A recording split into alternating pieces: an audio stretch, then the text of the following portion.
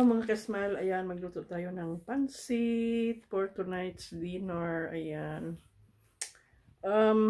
Masama yung pakiramdam ko mga ka-smile, ayan, medyo linalagnat tayo pero kailangan natin magluto. So ipapakita ko sa inyo yung ating ingredients, ayan. Pansit at haluan ko ng puti, ayan. Pasensya na kayo at medyo magulo yung paligid natin. So, yan yung ating luto natin, bok choy. Ayan, ihiwaan lang natin ng maliit. Leftover namin kagabi, so ihalo ko sa pansit para masarap siya at may sahog siya. Ayan mga ka-smile. Yung carrots, konti lang ilagay ko. Gusto ko simple lang na may carrots, pangpakulay at masarap din. Ayan. Meron tayong sibuyas na pula at saka garlic. Yan ang gamitin natin pang-gisa. So, luto na tayo mga ka-smile. Yung ating kawali na may mantika na siya. At igigisa na natin yung bawang at saka sibuyas. So, unahin natin ang sibuyas. Para maano siya. Inuuna ko kasi ang sibuyas kasi yung bawang madaling masunog mga ka-smile. So, yan. Gisa-gisahin natin hanggang maging brown bago natin isunod yung bawang. Guys, yung ating sibuyas.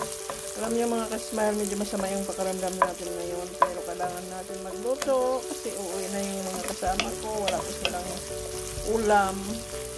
Ayan, hapon na kasi. Chicken stock para sa ating pansit. Nilagay ko dyan at binuhil ko nga. Ayan guys, mabango na yung sibuyas. Isunod na natin yung ating garlic. Yan. Gisa-gisa natin. Mag-brown yung garlic. At isunod natin yung ating carrots. Saka yung chicken. Yan. So, isunod na natin yung ating chicken. Ito na yung ating chicken. Igisa muna natin. Ayan.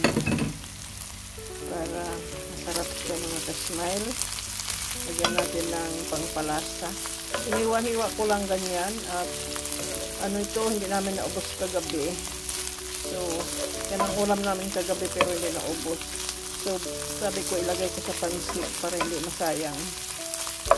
So yan mga ka-smile, lagyan na natin yung ating carrot para maluto na siya mga ka-smile. Ayan, ganda ng carrots natin. Iniwa ko lang siya maliliit na pahaba. So yan, para maano siya naluto kasi medyo matigas yung carrot. Ihuli ko yung gulay. Tapos linagyan ko na rin siya ng pangpalasa yung manok, yung chicken. So yan.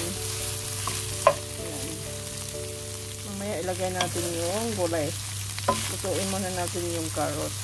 Mga ka-smile, ilagay na natin yung bok choy na yung pinaka matigas muna. Yung iniwa ko siya kasi matigas kasi yan eh. So, yan muna yung unahin natin bago natin ilagay yung dahon. Kasi yung dahon, madali lang siya maluto. So, yan mga ka-smile. Lagyan natin ng oyster sauce. Yan. Ito yung oyster sauce ko mga ka-smile. Tapos, lagyan din natin ng EBC, yung sauce na pangpatamis siya na para mag-balance yung alat. Ayan siya mga ka-smile. Sweet siya. So yan, halaluin natin.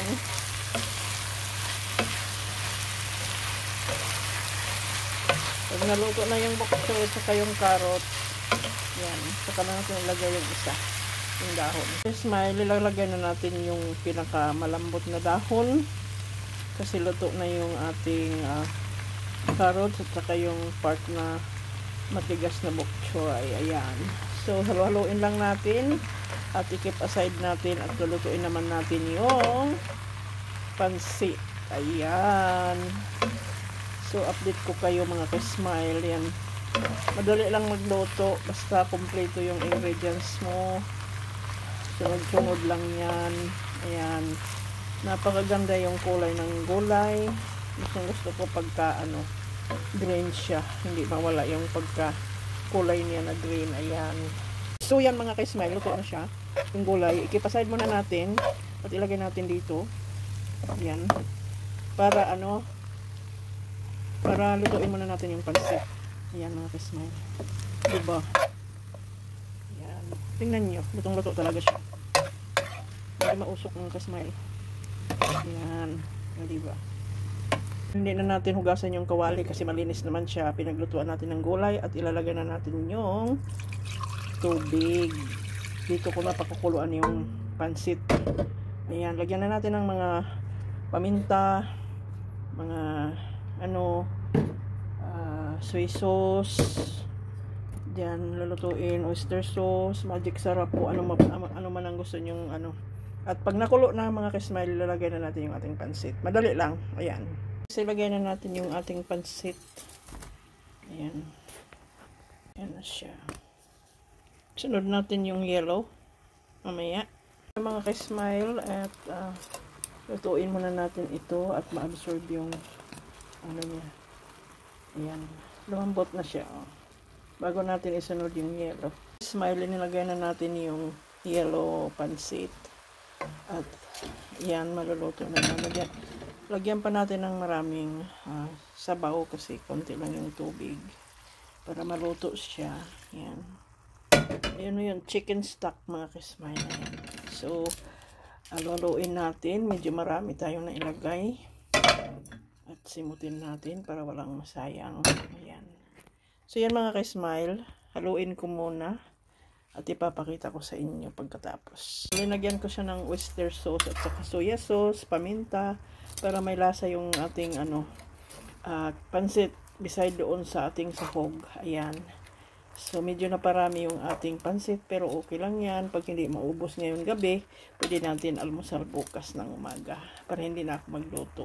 Ganun ako mga ka-smile, kaya ayan. Mas maganda marami kaysa konti lang. Ayan. Mga ka-smile, linagay natin yung ating sahog. Ayan. So, para maluto na silang sabay-sabay at mag-mix na yung kanilang mga lasa. Ayan. Sarap. This is delicious. Ayan. Pansit.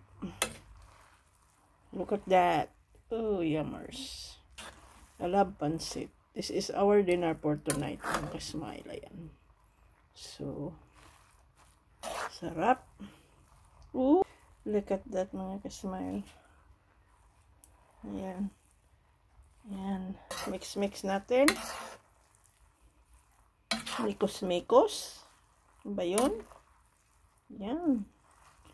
So, nakabuo na tayo ng dinner natin. Masarap ito sa may fried chicken. Pabibilhin natin si bossing ng fried chicken kapag hindi pa. Tawagan natin ngayon at pag hindi pa siya nakaalos ng office, tawag tayo, bili tayo ng KFC, fried chicken. Yan, yummers.